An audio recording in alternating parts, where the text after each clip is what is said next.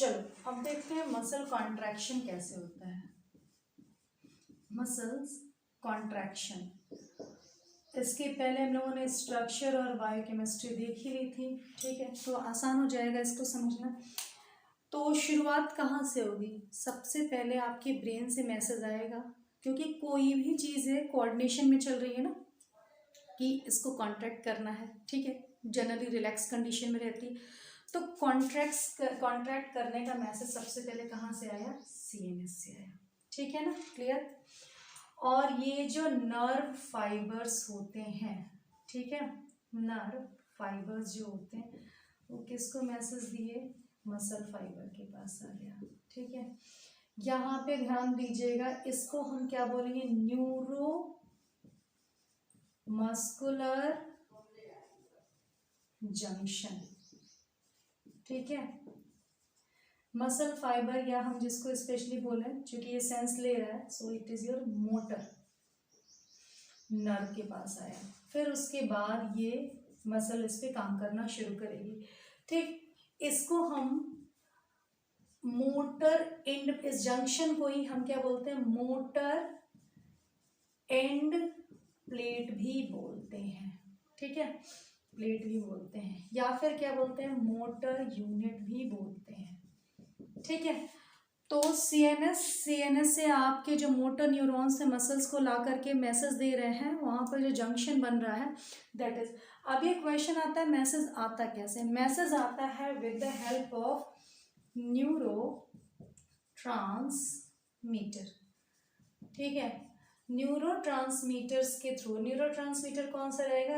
Acetyl Colin रहेगा, ठीक है।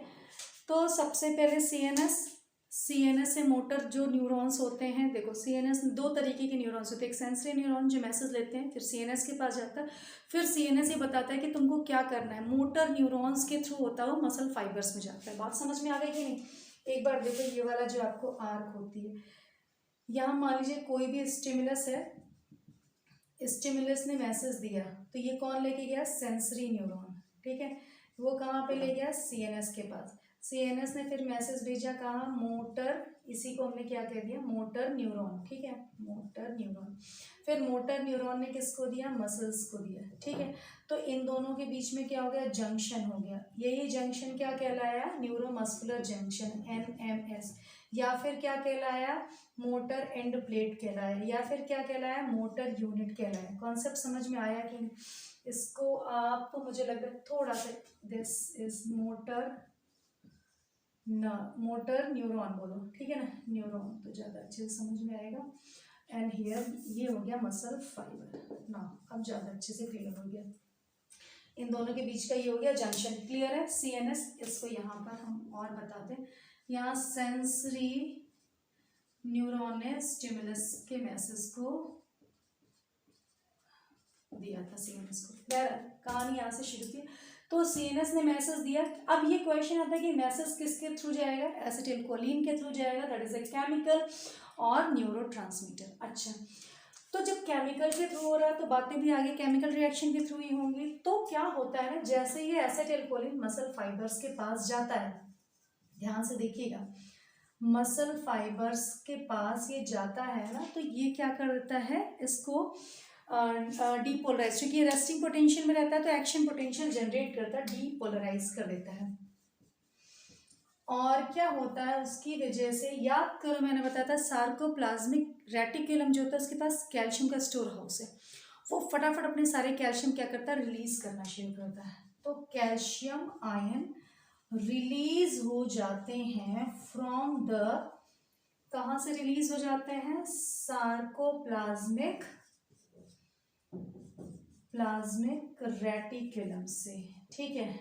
आप देखो इस कैल्शियम की का क्या रोल रहता है, सारी कहानी को यही चेंज करता है। कैल्शियम जिसको बांध करके सार्कोप्लाज्मिक रेटिकुलम ने रखा था उसको छोड़ दिया, अब वो क्या करता है? यहाँ तक का कॉन्सेप्ट समझ में आ गया?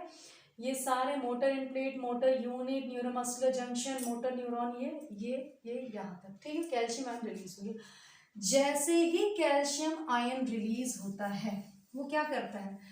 वो रिलीज होते ही आ जाता है, याद करो यहाँ पे कौन था, यहाँ पे आपका ये ऐसे एफ एक्टिन के 2 फिलामेंट थे, याद है ना। यहाँ पे कहीं कहीं पे कौन भाई साहब थे, ट्रोपोनिन था, ठीक है ना, ट्रोपोनिन था। ये कैल्शियम आएगा, कैल्शियम बाइंड कर जाएगा ट्रोपोनिन से, ठीक है। और ट्रोपोनिन की जो मास्किंग टेंडेंसी थी, मास्क करके रख रहा था, वो रिमूव कर देगा, रिमूव कर दिया, जिससे क्या हो जाएगा कि इसका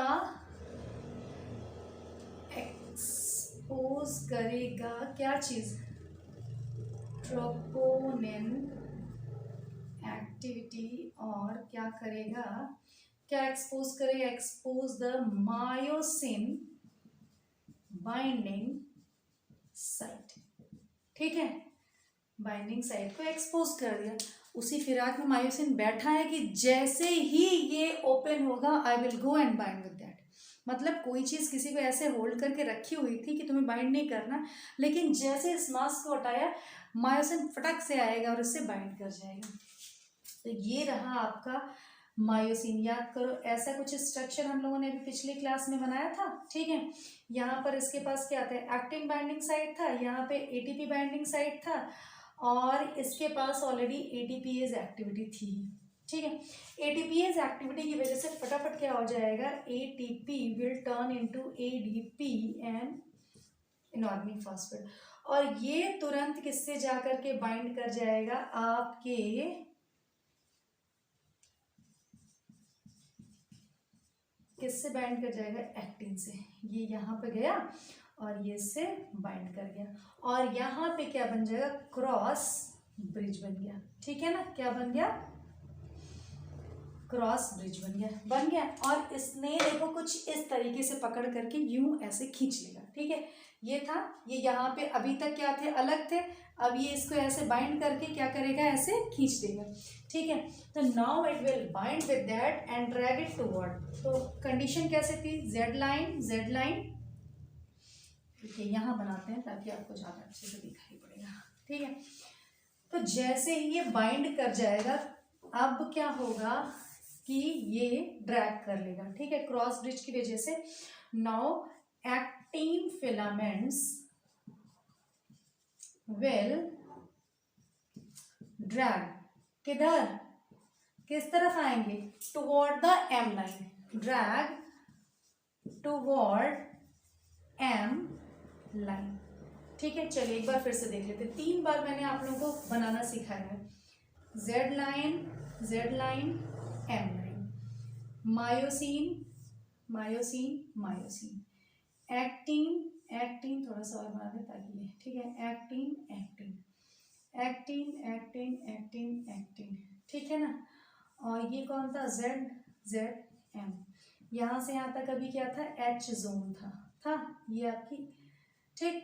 अब यहाँ पर क्या हुआ, ये क्रॉस ब्रिज बन गया, ठीक है, क्रॉस ब्रिज बन गया, ये,